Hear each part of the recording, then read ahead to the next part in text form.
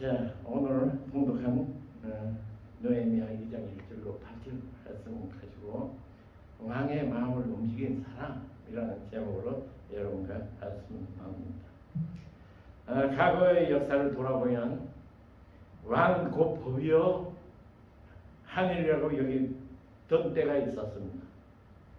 백성들 입장에 보면 왕은 감히 넘볼 수도 없는 절대 권력자였다. 어느 누구도 왕의 마음을 움직일 수 없습니다. 왕의 마음이 움직인다는 것은 엄청난 일입니다. 오늘 본문에서도 왕의 마음을 움직인 한 사람이 등장합니다. 바로 느헤미야입니다. 느헤미야는 아닥사스다 왕의 마음을 움직이게 했습니다. 여러분, 어떻게 해서 느헤미야가 왕의 마음을 움직이게 했을까요? 더 나아가 우리가 살아가면서 어떻게 해야 사람의 마음을 움직이게 할 수 있을까요? 사실 우리가 살아가면서 사람들의 마음을 움직이게 하지 않으면 안 될 때가 있습니다. 가정에서는 말썽 부리는 자녀의 마음이나 서로 갈등하고 있는 아내나 남편이나 부모님의 마음을 움직이게 하지 않으면 안 될 때가 있습니다.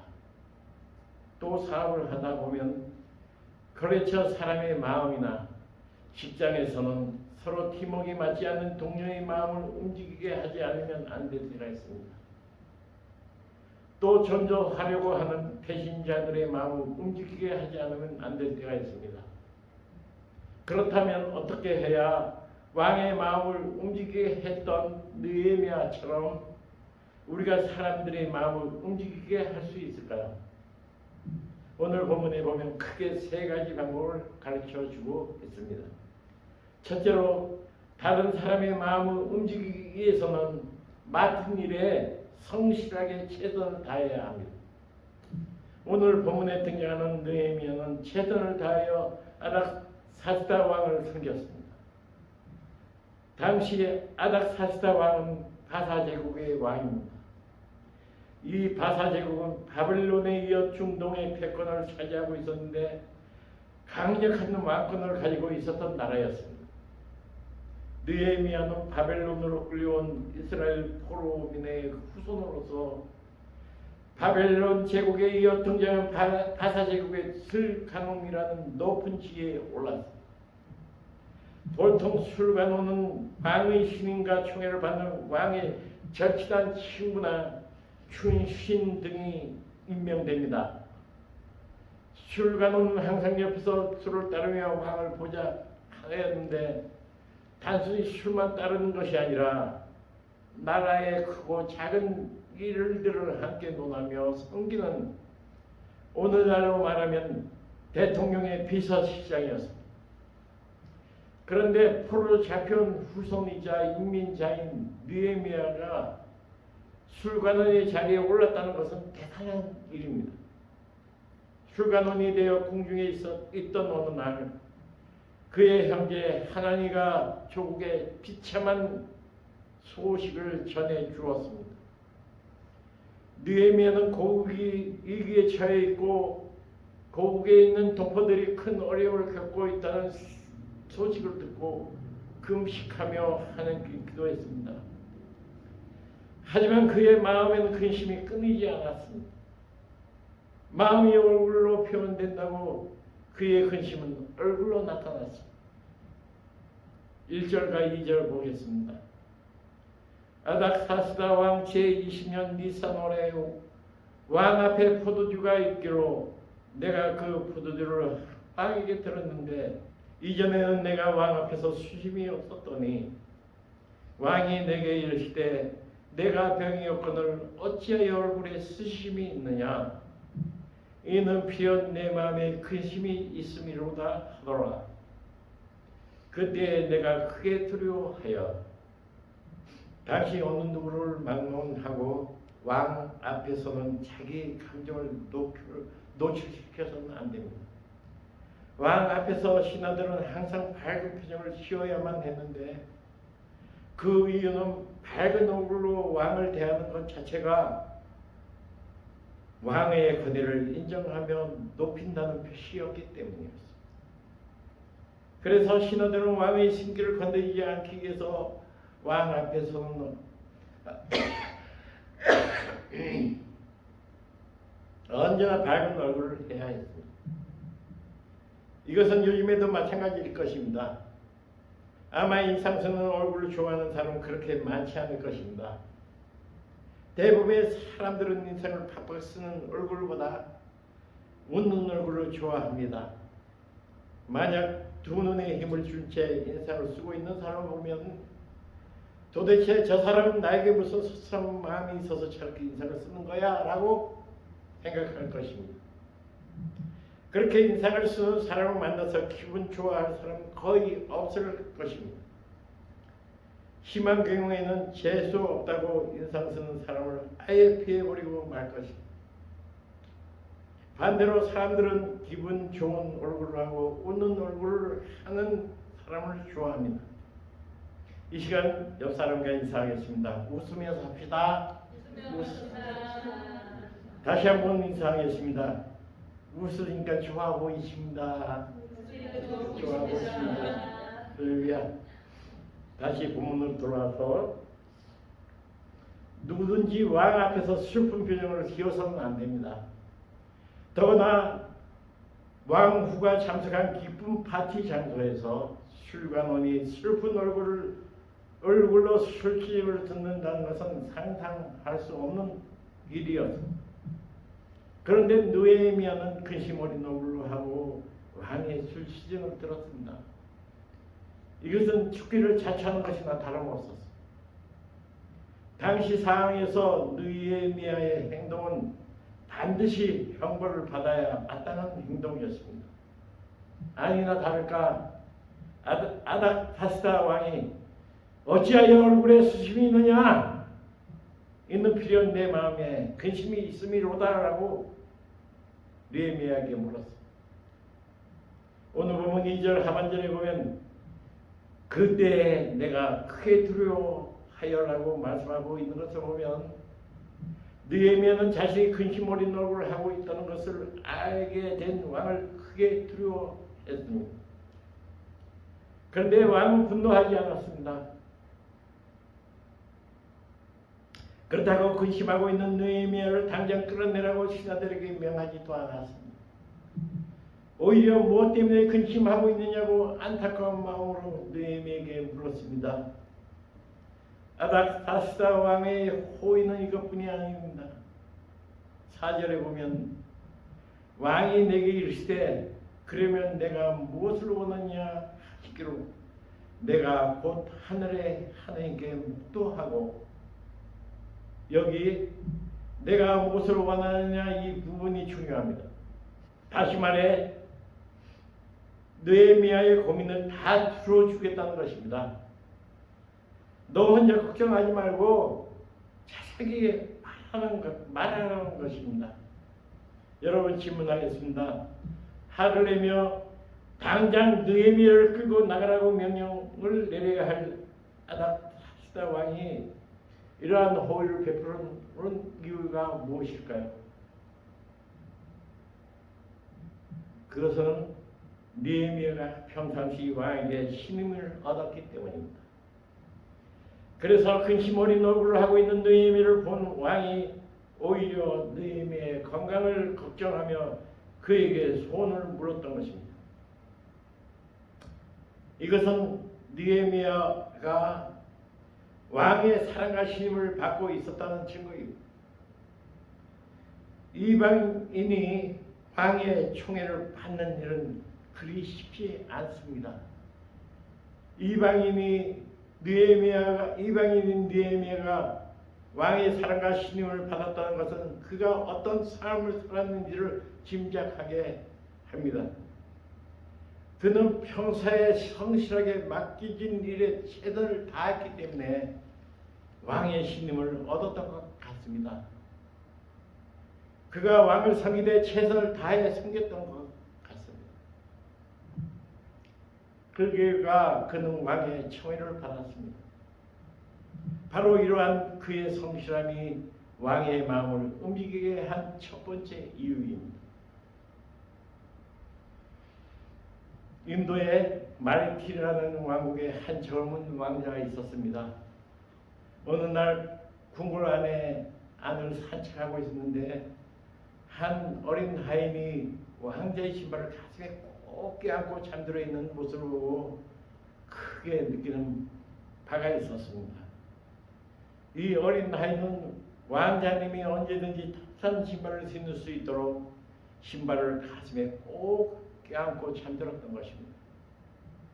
왕자는 어린 아이 작은 일에도 성실하게 마음을 쓸 수 있는 사람이라면 중대한 일을 맡겨도 틀림없이 잘 해낼 것이라고 믿고 그 어린 아이를 신의 대원으로 발탁했습니다. 마침내 왕자의 판단이 옳았다는 것이 증명되었습니다. 그는 일사천리로 출세의 가도를 달려 훗날 군 사령관이 되어 그의 명성은 인도에 널리 퍼지게 되었다고 합니다. 사도 바울은 골로새서 3장 22절과 23절에서 이렇게 말씀하고 있습니다. 종들아 모든 일에 육신의 상전들에게 순종하되 사람을 기쁘게 하는 자와 같이 눈가림만 하지 말고 오직 주를 두려워하여 성실한 마음으로 하라. 무슨 일을 하든지 마음을 다하여 주께 하듯 하고 사람에게 하듯 하지 말라. 여러분 그렇습니다. 하나님을 믿는 우리는 사람을 기쁘게 하기 위해 눈가림만 하는 사람들과 달리 성실한 마음으로 최선을 다해야 할 줄로 믿습니다. 무슨 일을 하든지 사람에게 하듯 하지 말고 주님께 하듯이 최선을 다해야 할 줄로 믿습니다. 사랑하는 여러분, 만약 여러분들이 느헤미야처럼 주위의 사람의 마음을 얻기 원한다면 주님 섬기듯이 최선을 다하여 주위 사람을 섬기시기 바랍니다. 주님 대하듯 성실하게 대하시기 바랍니다. 그렇게 할 때 여러분들의 사업장에 찾아오는 손님들의 마음을 얻을 수가 있습니다. 주님 섬기듯이 성실하게 대할 때 직장 동료의 마음을 얻을 수 있고 주님 섬기듯이 성실하게 대할 때 학교에서 힘들게 하는 친구의 마음을 얻을 수 있고 주님 섬기듯이 성실하게 대할 때 가족 간의 갈등이 사라지게 됩니다. 그러므로 느헤미야처럼 맡은 일에 성실하기 바랍니다. 느헤미야처럼 주님 섬기듯이 최선을 다하여 주위 사람을 섬기시기 바랍니다. 둘째로 다른 사람의 마음을 움직이기 위해서는 기도하며 기다려야 합니다. 느헤미야가 하나님으로부터 조국의 어려움에 처했다는 소식을 듣자마자 그가 어떻게 한 줄 아십니까? 느헤미야 1장 4절에서 내가 이 말을 듣고 앉아서 울고 수일 동안 슬퍼하며 하늘의 하나님 앞에 근취하며 기도하여 라고 말씀하고 있는 것처럼 그는 금식하며 하나님께 기도했습니다. 그는 기도하는 사람이었습니다. 더 나아가 그는 기다릴 줄 아는 사람이었습니다. 그가 얼마 동안 기도하며 기다린 줄 아십니까? 느헤미야 1장 1절에 보면 아닥사스다 왕 제20년 기슬루올라라고 말씀하고 있는데 여기 기슬루올은 11월에서 12월 격입니다. 그리고 오늘 본문 1절에 보면 아닥사스다 왕 제20년 니산올해라고 말씀하고 있는데 여기 니산올은 4월입니다. 그러니까 느헤미야는 12월부터 4월까지 적어도 4개월 동안 4개월 이상 기다렸습니다. 그는 기도하며 기다리며 기도했습니다. 그런데 느헤미야가 하나님으로부터 예루살렘 성벽이 무너졌다는 소식을 듣고 4개월이 지나도록 기도하며 기다린 이유가 있습니다. 그가 예루살렘으로 가서 무너진 성벽을 재건하기 위해서는 왕의 허락을 받아야 했습니다.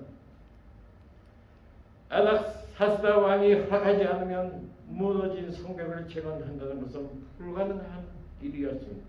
새 역사 자료에 따르면 아닥사스다 왕은 아주 고집이 세서 남의 말을 잘 듣지 않는 사람이었습니다. 더구나 에스라 4장 7절부터 23절에 보면 아닥사스다 왕은 사마리아 사람들의 호의 고소에 속아서 이미 예루살렘 성벽을 쌓지 못하게 금지 조서를 내린 적이 있습니다. 이러한 상황에서 왕이 내린 조서를 뒤집는다는 것은 굉장히 어려운 일이었습니다. 이스라엘 백성들이 성벽을 재건하면 그 백성이 강해져서 세금을 내지 않을 것이고 나중에는 쿠데타를 일으켜 파사제국에 파당할 것이라는 사마리아인들의 말을 믿고 성벽 재건 금지령까지 내린 왕을 설득하는 것은 그리 쉬운 일이 아니었습니다. 그래서 느헤미야가 4개월 동안 계속해서 하나님께 기도한 것입니다. 그는 하나님이 사람의 마음을 움직일 수 있는 분이라고 믿었습니다. 하나님은 아무리 완악한 사람이라 할지라도 그 사람의 마음을 움직일 수 있는 능력이 있는 분이라고 믿었기 때문에 하나님께 기도한 것입니다. 그래서 4개월 동안 기도하면서 기다렸습니다. 이 말을 다른 말로 하면 그가 4개월 동안 응답을 받지 못했다는 말과 같습니다. 그런데도 느헤미야는 포기하지 않고 기도를 계속했던 것입니다. 결국 그의 기도를 들으신 하나님께서 아닥사스다 왕의 마음을 움직여 주셨습니다. 그래서 왕은 느헤미야의 근심 어린 얼굴을 보았음에도 화를 내기보다는 어찌하여 얼굴에 수심이 있느냐? 이는 비록 내 마음에 근심이 있음이로라고 느헤미야에게 물었던 것입니다. 우리에게도 느헤미야처럼 인내가 필요한 줄로 믿습니다. 응답이 될 때까지 포기하지 말고 끝까지 참고 인내하면서 기도해야 할 줄로 믿습니다. 한 꼬마가 닭장 앞에 쪼그리고 앉아 있었습니다. 닭장 안에서는 암탉이 병아리를 까기 위해서 알을 품고 있었습니다. 하루 이틀 시간이 갈수록 꼬마는 초조했습니다. 언제쯤이면 병아리가 나올까 그것만 기다리고 있던 어느 날 꼬마는 암탉이 품고 있던 알을 빼앗습니다. 그리고 알을 깨뜨려 버렸습니다. 알에서 병아리가 나올 줄 알았던 꼬마는 깜짝 놀랐습니다. 계란 안에서는 제 모습을 감추지 못한 병아리가 죽어 있었기 때문입니다. 원래 우리 민족은 여유가 있고 매세에 인내할 줄 아는 민족이었습니다. 그런데 언제부터인가 빨리빨리를 외치는 소리가 많아지기 시작했습니다. 모두들 조급병에 걸린 사람처럼 식당에 가도 아줌마 빨리 주세요 라고 외치고 차를 타서도 기사 양반 빨리 갑시다 를 외치고 건축 현장에서도 어이 몰래 빨리 하지 않고 를 외칩니다. 신호등이 바뀌었는데도 앞차가 움직이지 않으면 빵빵 크레스를 누르며 야이 XX야 지금 뭐 하는 거야 빨리 가지 않고 라고 소리칩니다. 주위에 보면 마치 병아리가 나올 때까지 기다리지 못하고 알을 깨뜨려 버렸던 그 꼬마처럼 기다리지 못하고 촉패하는 사람들이 많이 있습니다. 그러나 하나님께서는 우리로 하여금 기다리게 하십니다. 성경을 보면 하나님은 애국의 총리이신 에볼게 하기 위해 요셉으로 하여금 13년 동안이라는 세월을 기다리게 하셨습니다. 하나님은 이스라엘을 지도를 세우시기 위해 모세를 40년 동안 기다리게 하셨습니다. 예수님도 곧바로 당신의 사역을 시작한 것이 아니라 한동안 하나님의 때를 기다리셨습니다. 3년 동안의 공생애를 시작하기에 앞서 무려 30년 동안 기다렸습니다. 그래서 혼인잔치에 포도주가 떨어질까 쳤다고 하는 어머니 마리아에게 여자여 나와 무슨 상관이 있나이까 내 때가 아직 이르지 아니하였느라고 말씀하신 것처럼 예수님은 때를 기다리셨습니다. 우리도 예수님처럼 하나님의 때를 기다려야 할 줄로 믿습니다. 응답이 올 때까지 포기하지 말고 기도하며 기다리고 기다리며 기도해야 할 줄로 믿습니다. 이사야서 30장 18절에서 그러나 여호와께서 기다리시나니 이는 너희에게 은혜를 베풀려 하시며 일어나시리니 이는 너희를 긍휼히 여기려 하심이라. 대저 여호와는 정의 하나님이시라. 그를 기다리는 자마다 복이 있도다라고 말씀하고 있는데 여러분 누가 기다리십니까? 여호와 하나님께서 기다리신 줄로 믿습니다. 왜 여호와 하나님께서 기다리십니까? 저와 여러분들에게 은혜를 베푸시기 위해서입니다. 어떤 사람이 복이 있다고 합니까? 그를 기다리는 자, 즉 하나님의 은혜를 기다리는 사람이 복이 있는 줄로 믿습니다.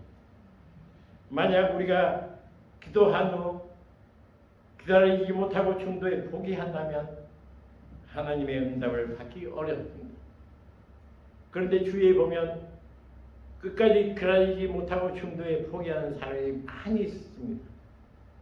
갈람산에서 예수님께서 하늘로 승천하실 때 모였던 사람은 500명이었습니다. 그런데 오순절날 마가다락방에서 기도하며 성령 침례를 기다린 사람은 120명 뿐이었습니다. 500명 중 380명은 중간에 포기해버리고 120명만 남아 간절하게 기도한 것에 120명 모두 성령의 충만함을 받았습니다. 여러분, 저는 여러분들이 380명처럼 중도에 포기하는 사람이 아니라 120명처럼 끝까지 인내하며 기다리는 사람들이 되시기 바랍니다. 당장 거래처 사람의 마음이 바뀌지 않아도, 당장 말씀을 익히는 자녀의 마음이 바뀌지 않아도, 당장 아내와 남편의 마음이 바뀌지 않아도, 당장 친구의 마음이 바뀌지 않아도 포기하지 않고 끝까지 인내하시기 바랍니다. 4개월을 기도하며 기다렸던 느헤미야처럼 기도하고 믿음으로 기다리시기 바랍니다. 포기하지 않고 기다린 끝에 아닥사스다 왕의 마음을 움직였던 느헤미야처럼 끝까지 기도하고 기다리면 하나님께서 그들의 마음을 움직이게 할 것입니다. 셋째로, 다른 사람의 마음을 움직이기 위해서는 계획을 세우고 미리 준비해야 합니다. 오늘 본문에 등장하는 느헤미야가 기도하며 기다리면서 행한 일이 하나 있었습니다. 그는 자세하게 계획을 세웠습니다. 그는 아무 생각 없이 기도만 한 것이 아닙니다.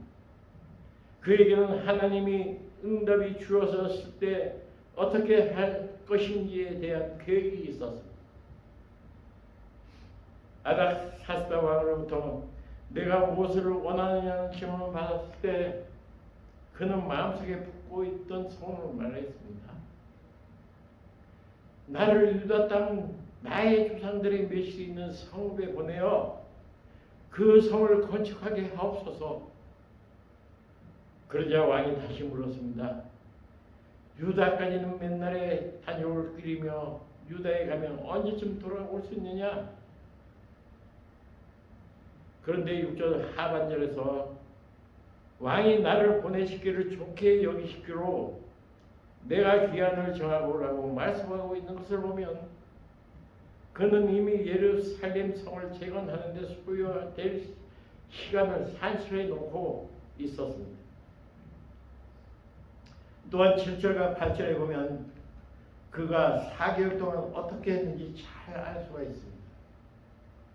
내가 또 왕에게 아뢰되 왕이 만일 좋게 여기시거든 강서적 총독들에게 내시는 조서를 내게 주사 그들이 나를 영접하여 유대에 들어가기까지 통과하게 하시고 또 왕의 살림 감독 아삽에게 조서를 내리사 그가 성전에 속한 영문의 문과 성곽과 내가 들어갈 집을 위하여 들불어 쓸 제목을 내게 주게 하옵소서 하매 내 하나님의 선한 손이 나를 도우심으로 왕이 허락하고 여러분 그는 유다에 들어가기까지 통과하는데 어려움을 겪지 않도록 왕에게 조서 즉 통행 중매서를 달라고 요청을 하며 또한 무너진 성과 불타버린 성문을 재건하고 청독인 자기가 들어갈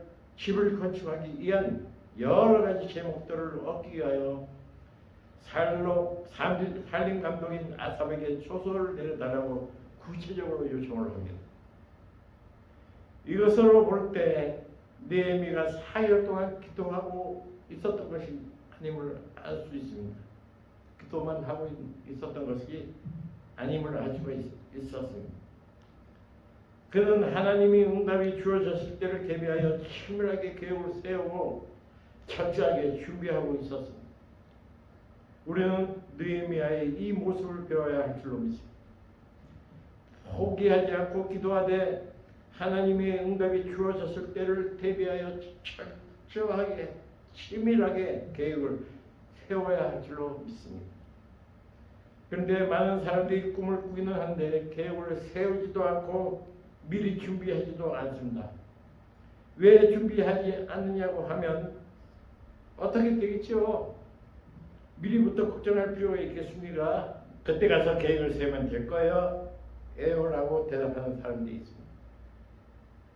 그런데 여러분 하나님께서 꿈만 꾸는 사람을 좋아하지 않으시고 꿈을 꾸며 계획을 세우고 미리 준비하는 사람을 좋아하신다는 사실 아십니까? 하나님이 미리 준비하신 분이라는 사실을 아십니까? 창세기 22장에 보면 모리아 산에 가서 아들을 번제로 바치라는 하나님의 말씀에 따라 아브라함은 100세에 낳은 아들을 창작더미에 올려놓고 칼을 들어 아들을 잡으려고 했습니다. 그러자 하나님께서 그를 멈추게 하셨습니다. 그리고 아들을 대신에 제물로 바쳐질 어린 양을 손수 준비해 주셨습니다. 이러한 하나님의 손길을 경험한 아브라함은 그 장소를 여호와 일이라고 불렀습니다. 영어 성경을 보면 The Lord will provide, 다시 말하면 공급하신 하나님 혹은 준비하신 하나님으로 표현하고 있습니다. 이것을 통해서 알 수 있는 것이 있습니다.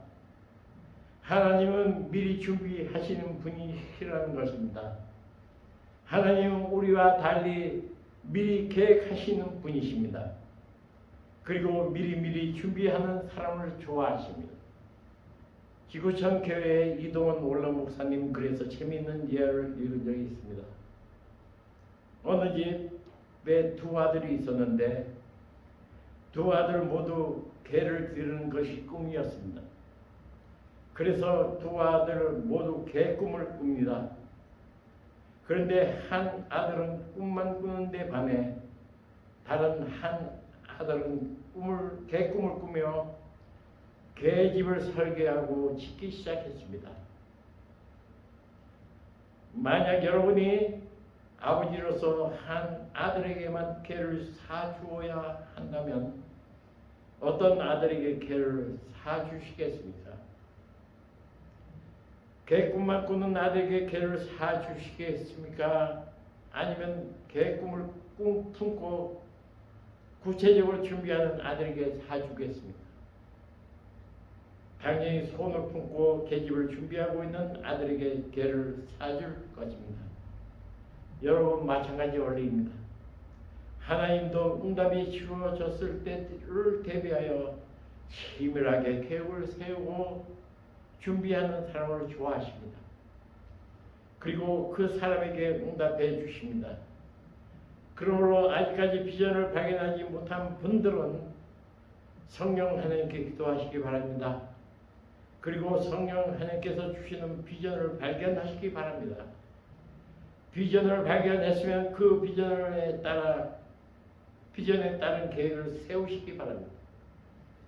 하나님께서 주시는 꿈과 소원이 생겼으면 그 꿈과 소원에 따라 미리 준비하시기 바랍니다. 또한 당장 말썽을 일으키는 자녀의 마음이 바뀌지 않아도, 당장 아내와 남편의 마음이 바뀌지 않아도, 당장 친구의 마음이 바뀌지 않아도 그들의 마음이 바뀔 것을 기대하며 느헤미야처럼 미리 믿음으로 계획을 세우시기 바랍니다. 당장 거래처 사람의 마음이 바뀌지 않아도 하나님께서 그들의 마음을 바꿔주실 줄을 믿고 느헤미야처럼 미리 준비하시기 바랍니다. 또 전도하려고 하는 지신자들의 마음이 아무리 해도 움직이지 않는다 할지라도 하나님께서 그들의 마음을 바꿔주실 줄 믿고 느헤미야처럼 미리 준비하고 초청장을 건네주시기 바랍니다. 내가 그들의 마음을 움직일 수 없다 할지라도 하나님께서는 그들의 마음을 움직일 수 있습니다. 사랑하는 여러분, 이제 말씀을 맺겠습니다. 여러분 주위에 아직도 마음이 움직이지 않는 사람이 있습니까? 여러분들이 아무리 노력해도 마음을 열지 않는 사람이 있습니까? 오늘 본문에 등장하는 느헤미야를 배우시기 바랍니다. 느헤미야처럼 주님 대하듯이 최선을 다하여 그 사람을 대하고 느헤미야처럼 끝까지 포기하지 않고 기도하고 기다리되 느헤미야처럼 하나님께서 역사해 주시기를 믿고 미리 준비함으로 말미암아 사람의 마음을 움직이는 하나님의 손길을 경험하는 저와 여러분들이 되시기를 주님의 이름으로 축원합니다.